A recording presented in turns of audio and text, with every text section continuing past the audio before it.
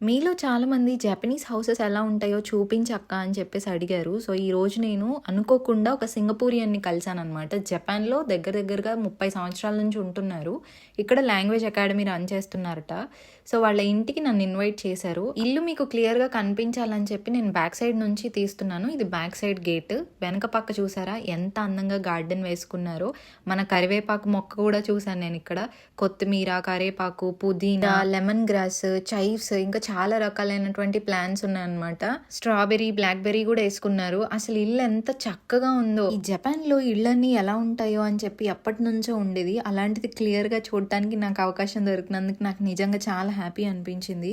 ఎంత పీస్‌ఫుల్‌గా ఉందో వాతావరణం అంతా కూడాను. ఇక నేను కలిసిన వ్యక్తి పేరు క్యాథ్లిన్ అండి. తను స్పెషల్లీ ఏబుల్డ్. 65 సంవత్సరాల దగ్గరగా ఉంటాయి. సో, జపాన్‌లో 30 సంవత్సరాలుగా ఉంటున్నారు. తను సింగపూర్ నుంచి అయినా సరే ఇక జపాన్ వచ్చి సెటిల్ అయిపోయారు. ఇక్కడ ఒక్కరే ఉంటున్నారనమాట. తనకి డయాలిసిస్ ఉంది. అలాగే డయాబెటీస్‌తో కూడా బాధపడుతున్నారు. ఒక్కరే ఉంటారు. ఇంకా స్కూల్ పిల్లలకి అకాడమీలో ఇంగ్లీష్ నేర్పిస్తారు. ఇంగ్లీష్ టీచర్ తను. నా న్యూ చర్చ్‌లో కలిసారనమాట. ఇంకా కలిసి నా గురించి అడిగి నేను చెప్పినప్పుడు ఇంకా నన్ను లంచ్‌కి ట్రీట్‌కి తీసుకెళ్లారు. చాలా కైండ్‌గా నాతో మాట్లాడి హౌస్‌కి ఇన్వైట్ చేసి గార్డెన్‌కి తీసుకెళ్లారు. కాసేపు నాకు ఇంట్లో ఉన్న ఫీలింగ్ కలిగింది. అసలు ఉన్నంతసేపు నాతో మాట్లాడుతూనే ఉన్నారనమాట. అన్ని విషయాలు తన లైఫ్‌లో జరిగినవన్నీ చెప్తూ ఉన్నారు. లైఫ్‌లో మనం అనుకోకుండా కలిసే మనుషులు నిజంగా భలే గుర్తుండిపోతారు. చక్కగా నా కాంటాక్ట్ తీసుకొని ఇంటికెళ్ళావా జాగ్రత్తగా అని చెప్పి మెసేజ్ చేశారు. ఇంకా చక్కగా మాట్లాడుతున్నారనమాట.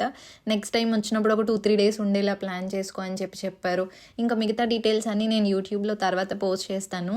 మరిన్ని వీడియోస్ కోసం లైక్ చేసి, షేర్ చేసి ఫాలో అయిపోండి. Bye bye.